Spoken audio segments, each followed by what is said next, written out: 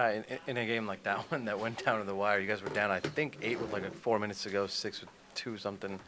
Um, Second half of back-to-back, is that kind of just, you know, kind of how it goes?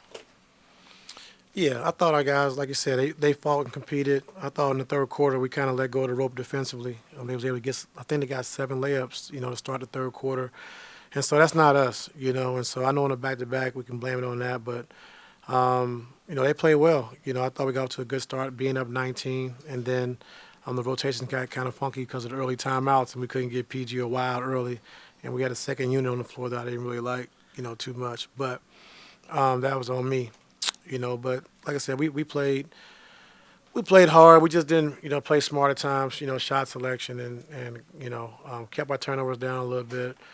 But you know, I can't fault the effort. The turnovers finished at like 14, 15, whatever it was, but a lot of them led to 13. their transition points. I think they were Yeah, like 23 to 23 9. points on 13 turnovers, and so we just talked about it coming to the game. The live ball turnovers, they're a tough team, to beat when you turn the ball over and they get out in transition, get easy baskets, and so we need to do a better job with that. But like I said, overall, I love that fight.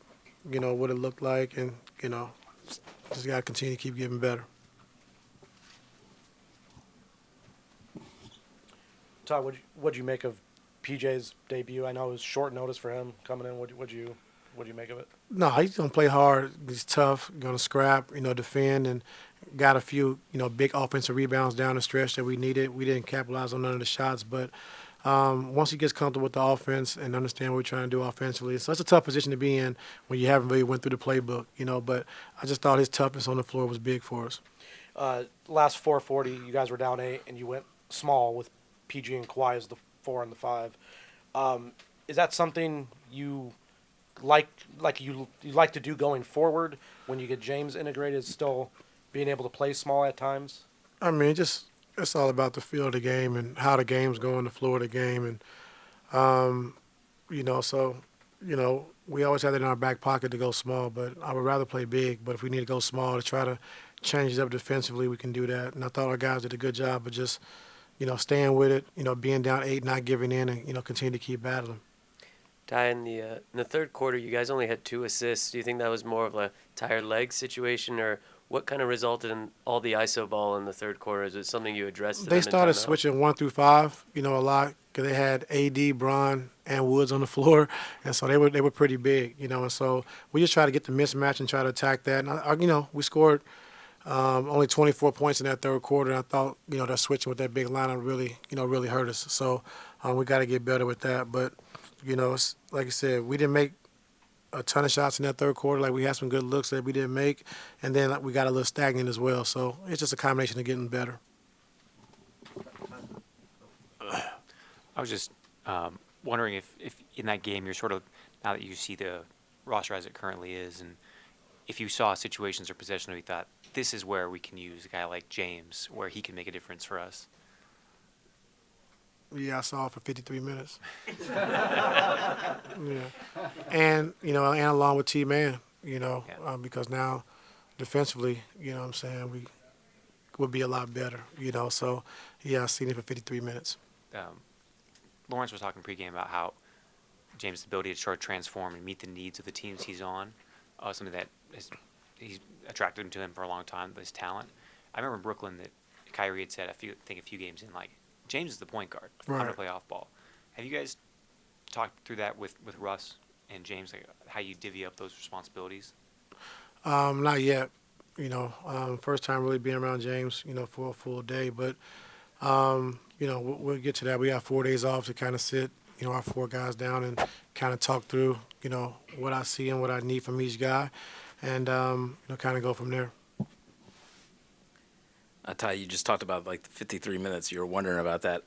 Have you thought in your mind, I'm sure you have because you're a guy that's always thinking basketball, how much have you thought about just these situations of how you're going to use them and all these guys and, what you can do, the possibilities with James? Thought about it a lot, just, put him in position to be successful and do what he does, alongside, PG and Kawhi, so like I said, it's gonna be a process. We understand that, but it's a great process to be a part of, and we're definitely gonna figure it out of how we're gonna use each guy and make sure, each guy on the floor is comfortable, make sure guys get in the rhythm.